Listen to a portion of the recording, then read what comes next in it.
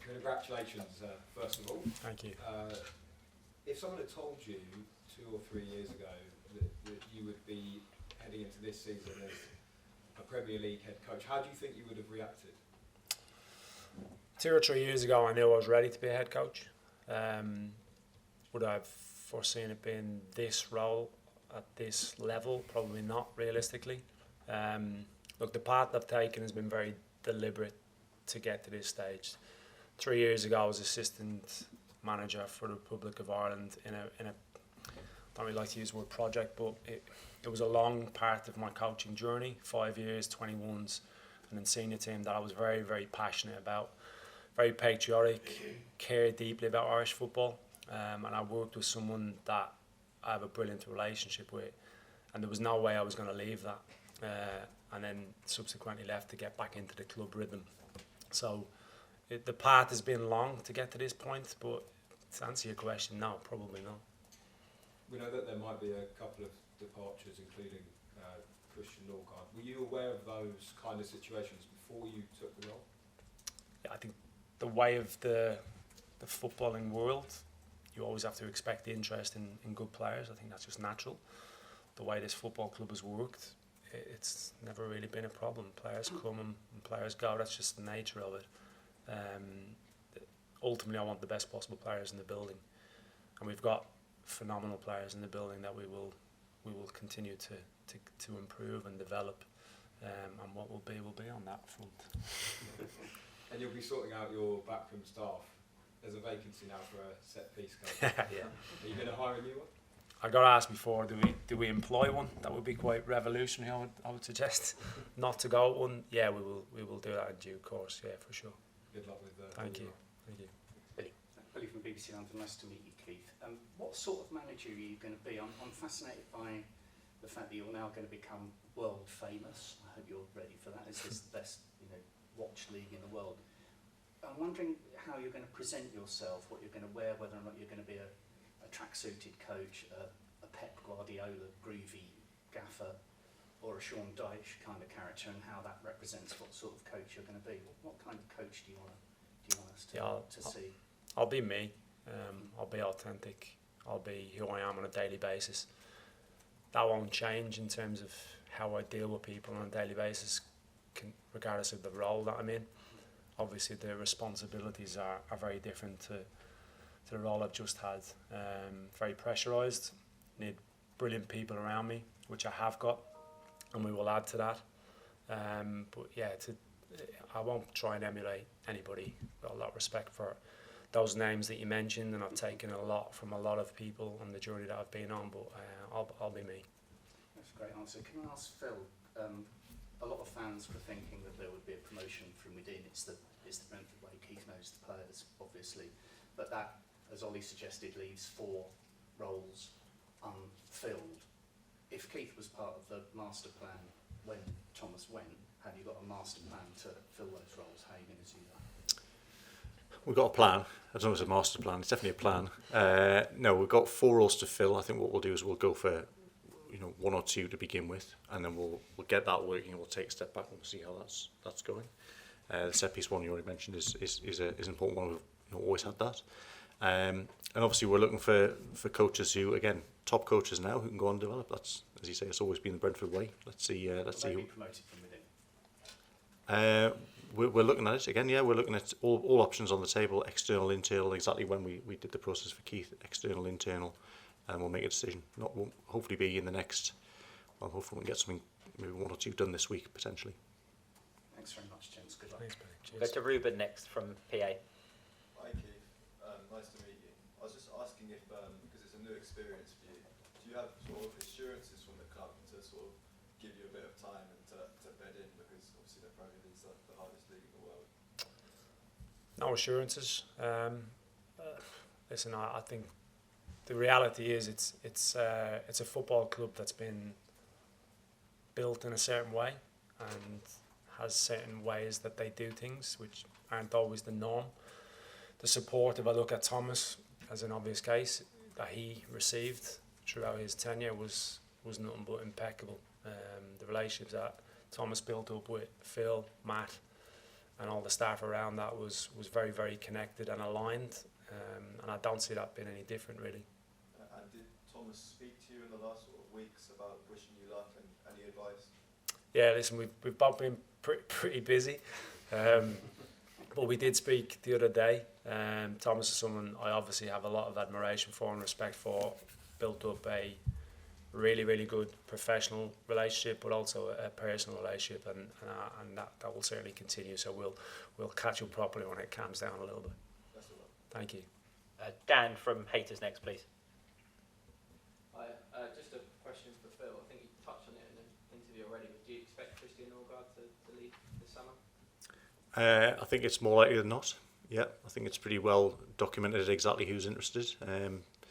So yeah, listen, if he ends up leaving and he goes to a club that perhaps has more opportunity to win things than we do, and it's towards the end of his career, I think he's earned it because he's been an unbelievable player for us. Fantastic 6 years, great captain, and a brilliant person. So listen, nothing's done as it stands, but I think it's certainly a strong possibility. Keith, just on that, I mean, how difficult would it be to replace what Norgaard's brought to this Brentford team for the last few years if he does go? Yeah, just to echo what Phil said, I think Christian's been a really, really big player for this football club. I've seen it firsthand last year, obviously primarily in a set-piece capacity, how he led, his qualities as a footballer, but probably more importantly as a person. I think he's a top human being. I really believe that. And will it be hard to emulate? Yeah, probably. But it's opportunities for others, and that I know that will take the opportunity in the building. Thank you. Sam from the Standard next, please. Hi, Sam. This is Phil Giles. It's to do with the appointment. Obviously, this is something you've thought about, planned for. I wondered what those conversations look like in terms of getting to the decision to appoint Keith as the head coach.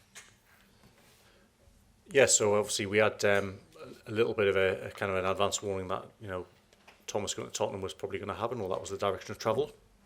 So that gave us a bit of time to have a little think and decide how we'd run a process. Clearly, we wanted to speak to, as I've mentioned already, internal people first. It's always been the way of the club. First question, can we appoint from within? Spoke with Keith pretty early in that process, and he made a very strong impression. But wanted to complete the process and have that other conversations with external candidates as well. So once we got to the end of that process, Keith set a very high bar, with the added advantage of things like he knows the players already, he knows how we play, he has strong ideas on how that we want to develop that, and the staff like him and respect him. So that's lots of boxes ticked. So it ended up being a relatively straightforward decision in the end. He's had multiple sort of coaching roles. I wondered what you took from all of those coaching roles that really impressed you about him. I think, yeah, not specifically looking at specific roles outside. I mean, Keith's been an assistant to, in national level, obviously Premier League, Sheffield United, in that season before we came here. I think what impressed me more was the fact he actually wanted to come here and be a set-piece coach, because not many people would have done that. Most people would have maybe looked at that as a set-piece coaches are very important, but perhaps looked at it differently as being an assistant, a named assistant. Keith just saw an opportunity to come in, learn that to even more detail than he'd done it before, when he'd done it previously in his previous roles, and come into a good environment and be part of Thomas's staff. I think that was certainly impressive, because not everyone necessarily would have made that step. Yeah, 100%. And then finally for Keith, what do you like most about this squad? I mean, it's a promising squad. They finished 10th last season. Yeah, I like a lot about it. I like the potential. I think all of our players are very coachable.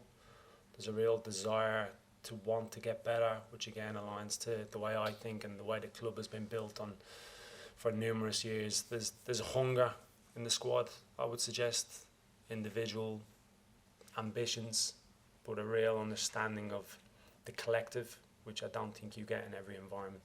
Yeah, absolutely. Thank you. Jack from Babel will go to next. Thank you. Hi Keith. Hey, Jack. Firstly, nice to meet you. Secondly, congratulations on getting the job. And thirdly, it's been spoken about already about having to build a new coaching team to support you. As you go on a maiden voyage as a coach, what qualities and credentials would you like to have as part of your backroom staff? Yeah, really clear on that. Spoke a lot about it. Spoke about it in the initial discussions, even going as far back as that. for me, there's two aspects to it. One is the skill sets. You need to bring something where you are the top of your game, that you can provide expertise in terms of whatever role that is that we see, that fits into the dynamics of the rest of the coaching staff. And the other is the person. Personal values are really important to me in terms of how you carry yourself. Again, aligned to the football club was one of the biggest reasons why I wanted to come to the club, because I felt it would be something like this, and it certainly proved to be the case. So it's twofold. Okay. On to Phil. Brentford's recruitment's well known in terms of coaches and players, how you've got a great big database and you know what it is. When it comes to actually appointing a backroom team, and perhaps the information's not quite there, how do you go about that process? Is it similar, or do you have a completely different way of going about it? It's different to players. I mean, it's not everything requires a database to be able to make a decision on it. I think with coaching stuff, and obviously we've been through that a lot recently, you need to get out there and speak to as many people as possible. You know, other staff who worked with a coach, players who worked with that coach, people who've maybe been in charge of that coach in the past, and get a real good insight into how into what they do, what makes them strong, where maybe the weaker points are if there are any. I think that's best done by using a network and getting out there and having conversations. I think data for coaching it's pretty tricky. So you can have a successful head coach, but what made them successful? Were they a great coach? Did they have a great crop of academy players come through? Did they get a bit lucky in recruitment? Did they have loads of money from a new owner? There's lots and lots of reasons, and it's very hard. Did they have a great assistant who did a lot of the work? That can happen as well. So I think it's quite hard to really identify it. You've got to go and speak to people who've done that and worked with them.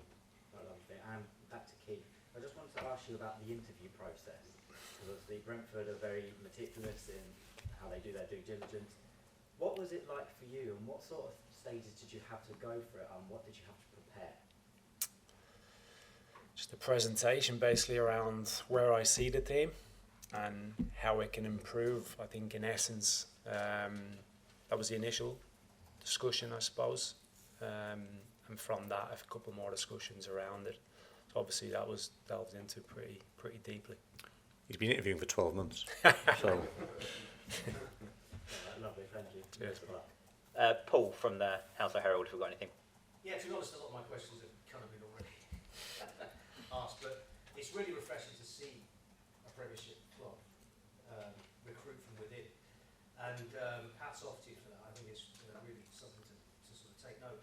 But just a quick one, given the legacy Thomas Franks had, obviously he was assistant, etc., how much of it is a kind of, and forgive me if this may be a little flippant, but is it a kind of, it's not broken, don't need to fix it, but at the same time you've got carte blanche to do what you want, do you know what I mean? So I was just wondering how you feel about the legacy of Frank and how that's going to impact on your new season. Yeah, look, I'm so respectful of Thomas, like I really am. I was respectful before I came to the building, so obviously I'm going to be even more respectful, having worked with him for 12 months. I think I go back to one of the questions. I have to be me, and as part of me being me and very authentic is doing my due diligence, really understanding all the individuals in the building. I'm a big fan of coaches playing to the strengths of the personnel that they have in front of them, rather than fixating on what they ideally want to play like. I love the way our team has played for numerous years. I love the individuals. I love the capabilities and the potential that we have got in the building. So it's just about progressing that, really. Yeah, great. All the best. Thank you. Can I say on the point about being refreshing to promote from within? Liverpool used to do it for 30 years when they were the best team around, and it worked for them. Yeah. I'm not sure when it fell out of fashion. Why, if it's good enough for them, it's good enough for us.